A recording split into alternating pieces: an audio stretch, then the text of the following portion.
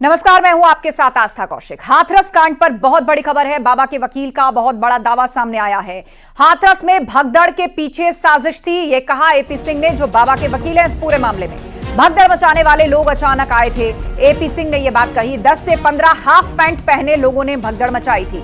AP Singh शराब के नशे में थे, यह बात उन्होंने कही कि वो लोग शराब के नशे में थे, भगदड़ मचाने वाले नशे में थे, यह कहा एपी सिंह ने।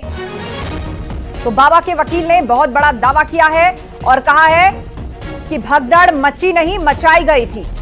10 से 12 लोग हाफ पैंट में आए और उन्होंने ही ये भगदड़ मचाई। वो सभी लोग नशे में थे, ये भी कहा एपी सिंह ने। भगदड़ मचाने वाले नशे में थे और उन्होंने ही अचानक आकर भगदड़ का माहौल बनाया। एपी सिंह ने यह दावा किया है। हाथरस कांड के पीछे साजिश का दावा किया गया है बाबा के वकील एपी सिंह द्वारा।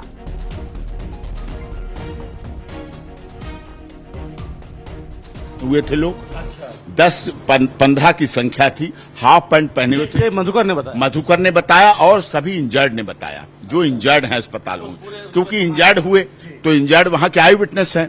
इंजर्ड महिलाओं ने बताई, कहा बेटा हमने कभी देखे नहीं थे वो लोग, ऐसे शराब पियो, ऐसे धक्का दे रहे, मार रहे, कुचल रहे, ऐसे कर रहे, वैसे कर रहे। कोई औरतों को हमारे देश में नारी यत्र देवत्र सर्वत्र पूज्यते, नारी की पूजा होती है।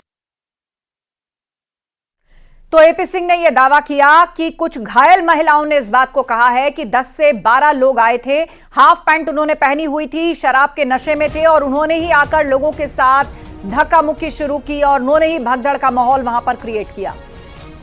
सीधे अब आपको लिए चलते हैं, हमारे सहयोगी सुशील पांडे हमारे साथ जुड़े हुए हैं। सुशील, आपने विस्तार से बात की है एपी सिंह से, और क्या दावा वो बाबा की ओर से करते नजर आ रहे हैं?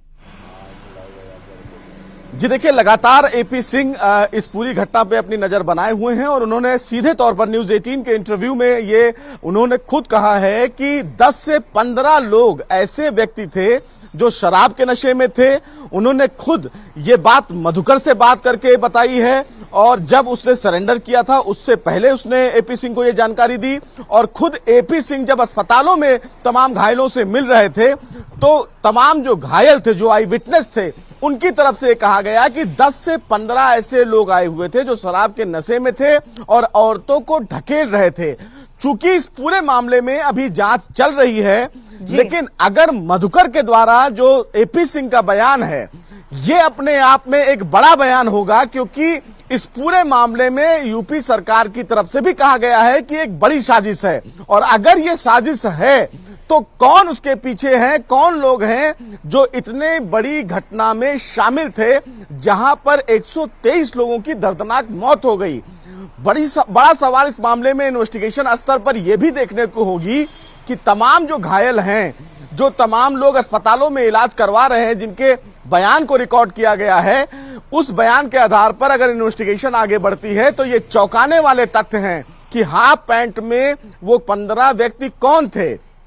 क्योंकि अगर इस पूरे मामले में ऐसा कुछ हुआ है तो एपी सिंह के द्वारा यह भी कहा गया है कि अगर उस दौरान कोई भी घटना वीडियो में रिकॉर्ड की गई हो और लोग डर रहे हो कि हम ये सबूत के तौर पर कैसे दें, तो उन्होंने न्यूज 18 का भी एड्रेस बोला, उन्होंने अपने फेसबुक का एड्रेस बोला, अपना मोबाइल नंबर बोला कि वहां पर भेज दिया जाए। तो ये बड़ा दावा एपी सिंह की तरफ से किया गया है। जाहिर सी बात है, बाबा के वकील हैं, लेकिन वो कुछ उन लोगों को भी कोट कर रहे हैं जो घायल महिलाएं थीं और उन्होंने ऐसा दावा किया है कि इन महिलाओं ने ये बात कही है। बहुत शुक्रिया, आप नजर बनाए रखें। आपको बताते चले कि सीएम योगी आदित्यनाथ ने भी इस बात का अंदेशा जताया था कि इस भगदड़ के पीछे साजिश हो सकती है। सीएम ने क्या कहा था वो आपको सुनवाते हैं। का एक दल उधर बढ़ा तो उनके पीछे पीछे भीड़ गई और इसी के बाद वे एक दूसरे के ऊपर चढ़ते गए। घटना घटित हुई है तो इसके पीछे हादसा नहीं तो साजिश किसकी है, कौन इसके पीछे है, इन सभी पहलुओं को लेकर के राज्य सरकार ने तय किया है कि हम इसका एक जुडिशियल इंक्वायरी भी करवाएंगे। इस पूरी घटना की तह में जाकर के जो भी इसके लिए दोषी होगा उन्हें इसकी सजा देना। और हाथरस हादसे के बाद पहली बार बाबा सूरजपाल का बयान सामने आया है। उन्होंने बताया कि वो 2 जुलाई की घटना के बाद से बहुत दुखी हैं। उन्होंने सभी से शासन प्रशासन पर भरोसा रखने की अपील की। उपद्रवी बख्शे नहीं जाएंगे। उन्होंने ये भी कहा, घायलों के साथ मेरी पूरी संवेदना है। बाबा ने ये बात कही। और आपको बता दें, हादसे के बाद बाबा सूरजपाल का ये बयान सामने आया है। प्रत्यक्ष रूप से कैमरे के सामने मीडिया से आकर उन्होंने ये बात रखी है। उन्होंने कहा, घायलों के साथ मेरी पूरी संवेदना है और शासन प्रशासन पर यकीन रखें। जांच सही दिशा में चल रही है और उपद्रवी जल्द पकड़े जाएंगे। 2 तारीख की घटना से मैं दुखी हूं। शासन प्रशासन पर भरोसा रखें लोग। ये बातें कैमरे पर आकर बाबा सूरजपाल ने बोली हैं। 2 जुलाई की घटना के बाद बहुत ही व्यथित हैं। प्रभु हमें बस संगत को इस दुख की घड़ी से उबरने की शक्ति दें। सभी शासन एवं प्रशासन पर भरोसा बनाए रखें। हमें विश्वास है, जो भी उपद्रवकारी हैं वो बख्शे नहीं जाएंगे। हमने अपने वकील डॉक्टर एपी सिंह जी के माध्यम से कमेटी के महापुरुषों से ये प्रार्थना की है कि दिवंगत आत्माओं के परिजनों एवं इलाजरत घायलों के साथ जीवन पर्यंत तन से खड़े रहने का आग्रह किया है, जिसको सभी ने माना भी है। सभी इस जिम्मेदारी को निभा भी रहे हैं। सभी महामंत्र का सहारा न छोड़ें। वर्तमान समय में वही माध्यम है। सभी को सद्मति और सद्बुद्धि प्राप्त होने की इच्छा रखते हैं।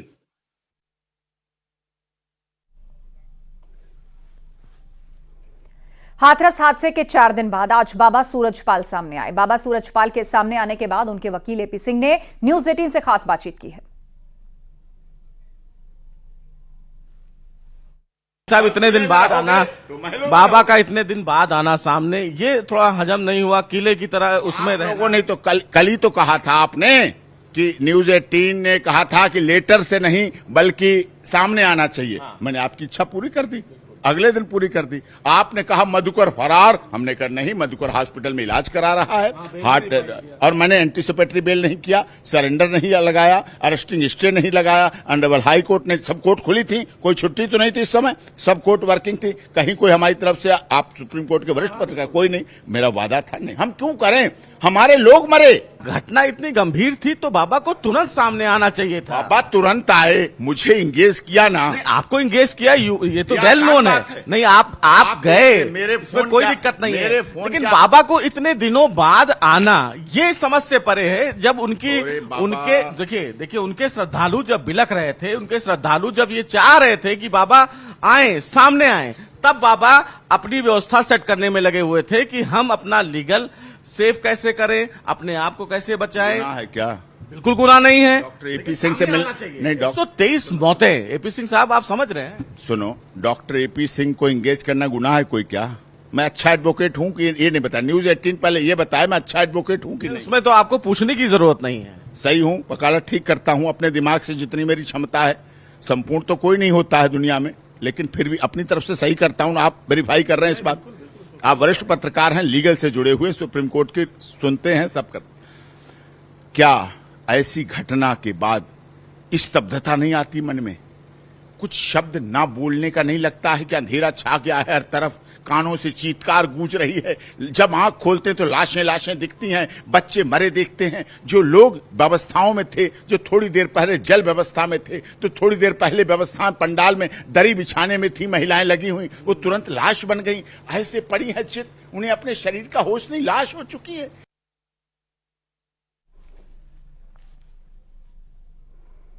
हाथरस हादसे की जांच के लिए बनी न्यायिक जांच आयोग की टीम हाथरस पहुंची और घटनास्थल पर जाकर पूरे मामले की जांच में जुट गई। जांच team ADG Agra zone, commissioner और आईजी अलीगढ़ समेत अन्य अफसरों से मुलाकात कर घटना के बारे में जानकारी लेगी और दस्तावेजों की जांच करेगी। न्यायिक आयोग के सदस्य घायलों से भी मुलाकात कर पूछताछ करेंगे। आपको बता दें, जांच के लिए हाईकोर्ट के रिटायर्ड जस्टिस ब्रिजेश श्रीवास्तव की अध्यक्षता में 3 सदस्यीय आयोग का गठन किया गया है।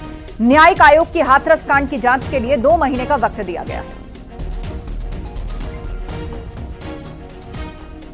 तो सरकार ने 3 सदस्यीय जांच आयोग बनाया है और यह जांच टीम हाथरस पहुंचकर जांच करेगी। यह टीम हाथरस पहुंच चुकी है।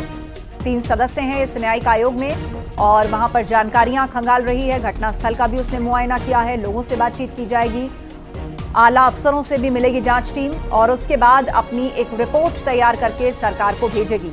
आयोग को अगले 2 महीने में जांच रिपोर्ट देनी है।